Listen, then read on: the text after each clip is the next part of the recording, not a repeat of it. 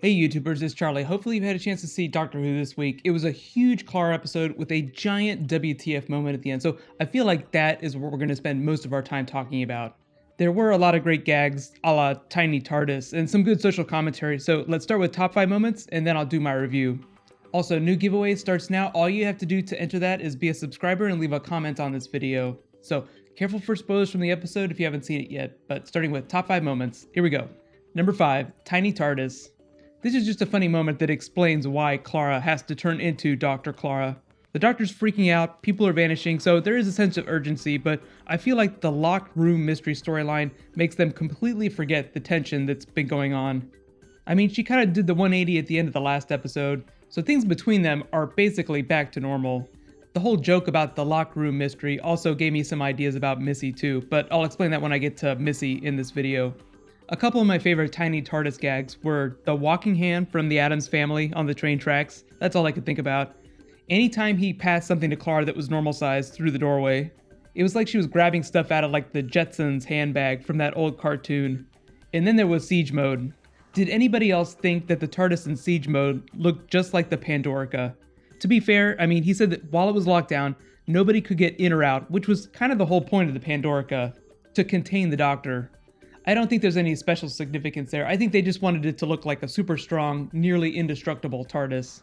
The shrinking door on the inside of the TARDIS too was a nice nod to Charlie and the Chocolate Factory, or the classic Gene Wilder movie, which I think was called Willy Wonka and the Chocolate Factory.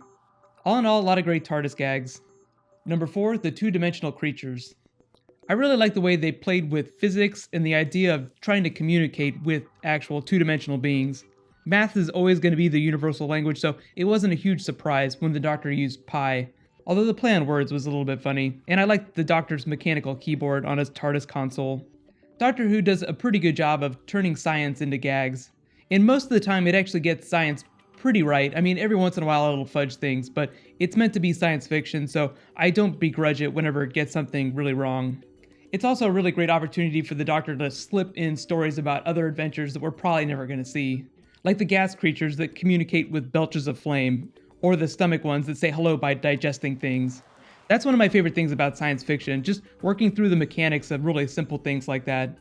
There was actually a brief moment when I thought the Doctor was going to try and find a way to take the TARDIS into the second dimension.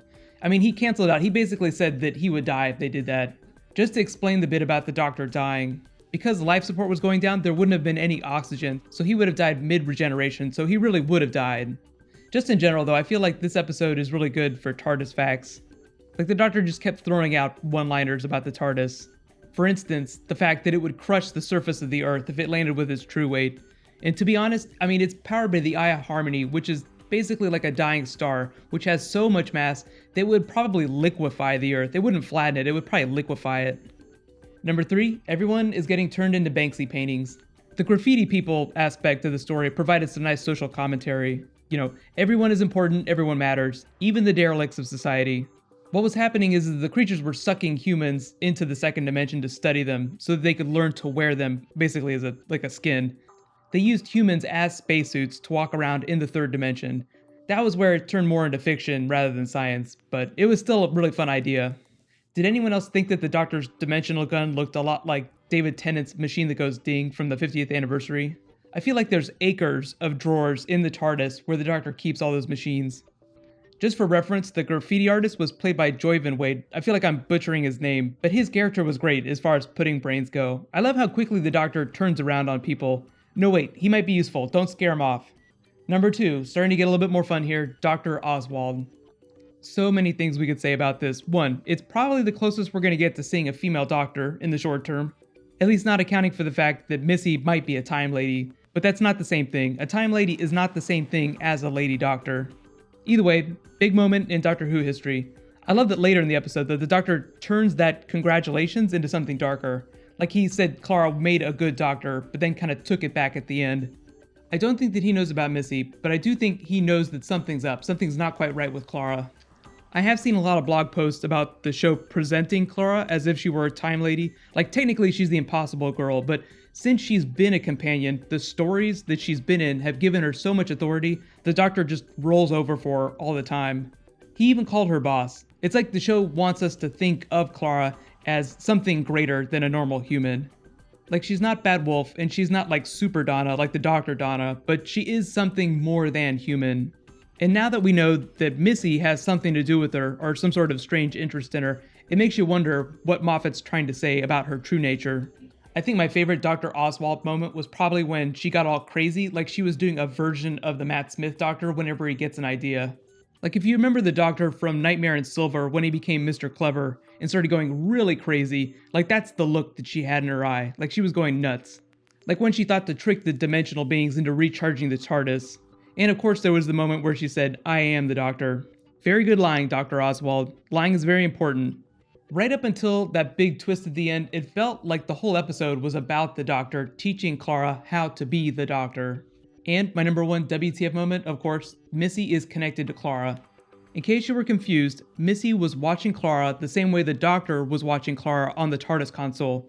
It just makes you feel like Missy has a TARDIS of her own. She wasn't seeing Clara the exact same way. I know I saw some of you on Twitter thought that Missy might be looking through Clara's eyes, like she was jacked into Clara the same way the Doctor was jacked into Clara. She was seeing her in third person on her little iPad there. So either the scene was from a few minutes ago and she was seeing Clara through the Doctor's eyes, like she was jacked into him, or she was watching Clara in third person, like in some other way. This is really what we need to spend all of our time in the comments talking about. Was Missy jacked into the Doctor and was she seeing from the Doctor's perspective, or is she just connected to Clara and just watching her some other way? I think when we were seeing Clara there on her iPad, the Doctor had already gone back inside the TARDIS, so I don't think that she's jacked into the Doctor. But just to reference the whole locked room mystery callouts, classic solution number 1, they're still in the room. Classic solution number 2, they're still in the walls. Doesn't that make you feel like Missy is either inside the TARDIS, like inside the TARDIS somehow, or inside the Doctor somehow? Very big WTF. I mean, there are a number of possibilities. Add to that, we have to look at the room in the background where she's sitting right there. Doesn't it kind of look like a version of the Doctor's TARDIS with the window holes? It just seems like there's more evidence now that Missy is either a time lady or she's like a dark aspect of the Doctor's psyche. In the past, whenever the TARDIS has gotten hijacked though, the lights have always changed color or gone down. It could be them messing with us a little. I mean, I really want Missy to be a separate person from the Doctor. It just make it easier for her to come back at some point. Like, it's much easier for her to be a Doctor Who villain whenever she can exist independently from the Doctor.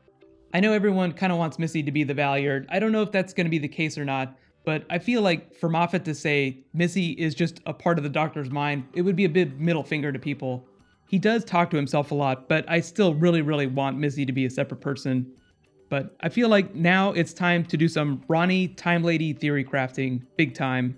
Let me know though, what was your favorite moment from the episode, and do you think that Missy is using Clara somehow, or is she like another time lady? I already mentioned a couple of the big references that I saw, like Willy Wonka and the Chocolate Factory and some of the more science fiction aspects, but if you look at the train car that Clara was using, it basically has the same number, the A113, the Pixar number. It's basically the number of a Cal Arts classroom that a bunch of big animation directors like Pixar and Disney people studied in, so they work it into all their films. Most of the other fun references were just the self-aware ones when Clara was play acting as the Doctor. If you did see any other big references to Classic Who or any other big episodes, just write them in the comments below though. Overall, I gave the episode a solid A. I mean, I love Doctor Who when it makes fun of itself, especially when it gives us moments like Dr. Oswald.